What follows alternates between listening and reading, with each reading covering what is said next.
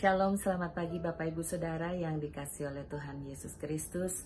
Selamat berjumpa kembali dalam Sarapan Rohani GKPB Jemaat Galang Ninghyang Abian Base pada hari ini, hari Kamis 1 Agustus 2024.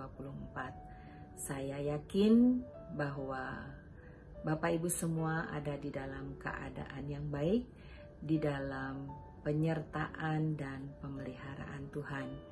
Sebelum kita akan bersama-sama melanjutkan kembali apa yang menjadi tugas tanggung jawab kita hari ini yang Tuhan sudah percayakan kepada setiap kita masing-masing, mari kita bersama-sama mendasarinya dengan membaca dan merenungkan firman Tuhan yang akan menguatkan kita, yang akan menuntun kehidupan kita hari ini.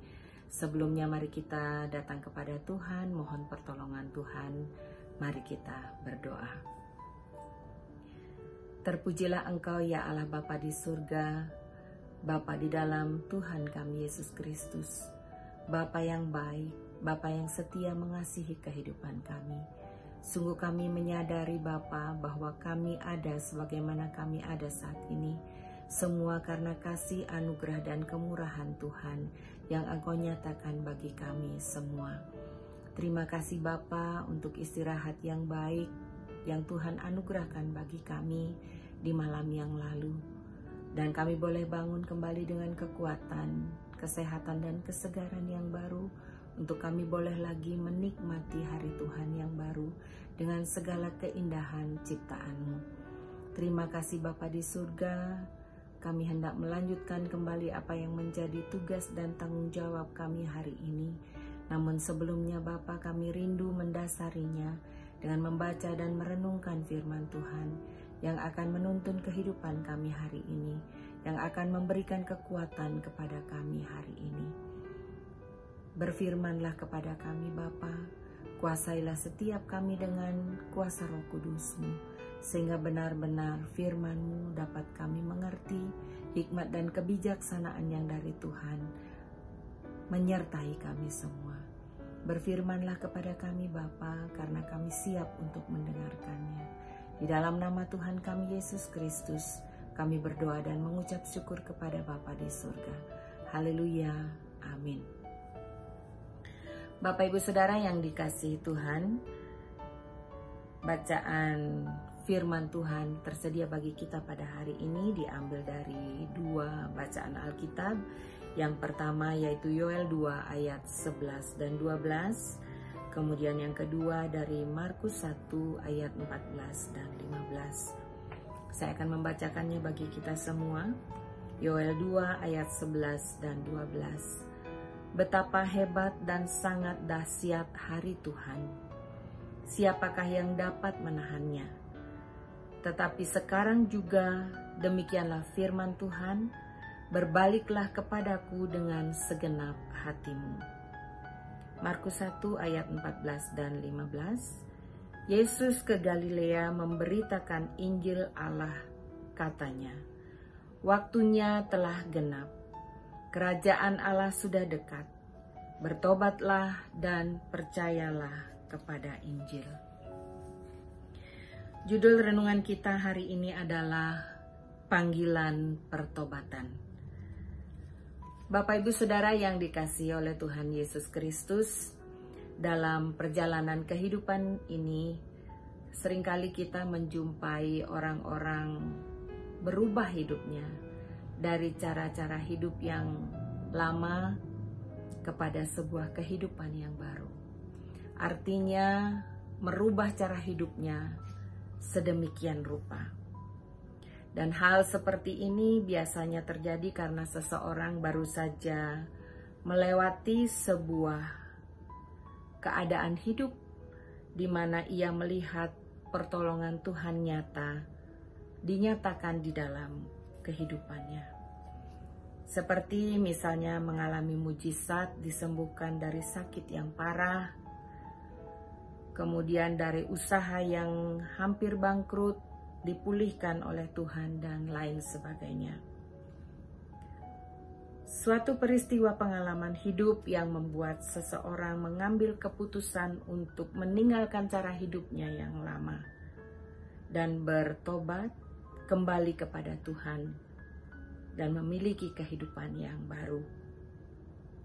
Yang tadinya suka clubbing, sekarang tidak clubbing lagi.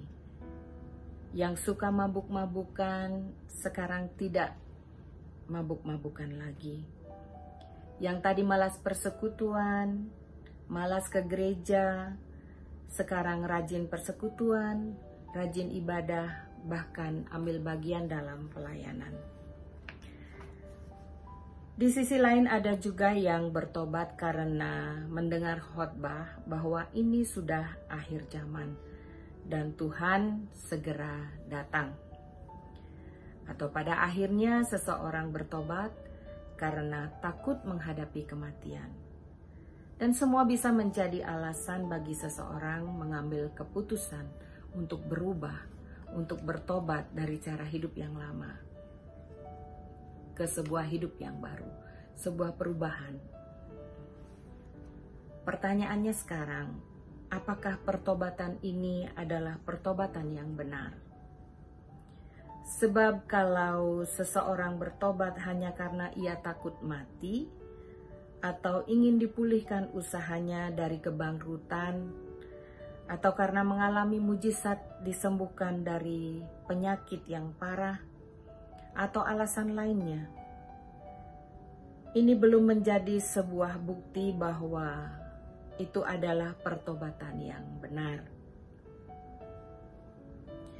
Kita harus mengerti bahwa pertobatan seorang anak Tuhan bukan hanya sampai kepada berhenti berbuat dosa yang merupakan pelanggaran-pelanggaran moral secara umum.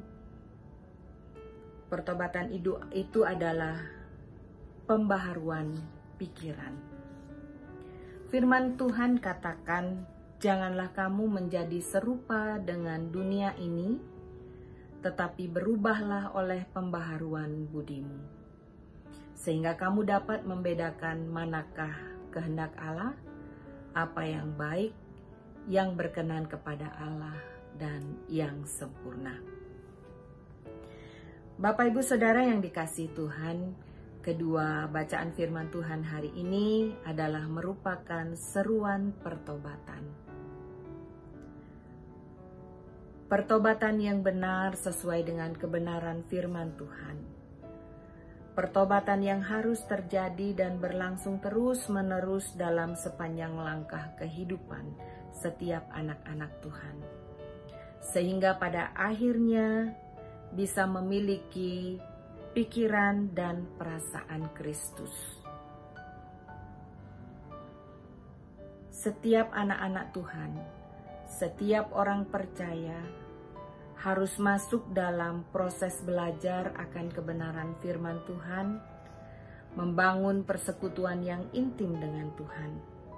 Karena di dalam proses inilah baru bisa kita mendapatkan sebuah pengertian apa yang menjadi isi hati Bapa. Kita mengerti apa yang menjadi kehendak Bapa. Apa yang menjadi kerinduan Bapa untuk kita lakukan di dalam kehidupan kita. Karena sesungguhnya hidup kita sepenuhnya adalah milik Tuhan, dan Tuhan memegang kendali penuh atas hidup kita, otoritas penuh atas hidup kita. Kiranya kebenaran ini membuka pikiran kita dan membawa kita kepada pertobatan yang sesungguhnya di dalam Tuhan Yesus Kristus. Tuhan Yesus memberkati kita semua.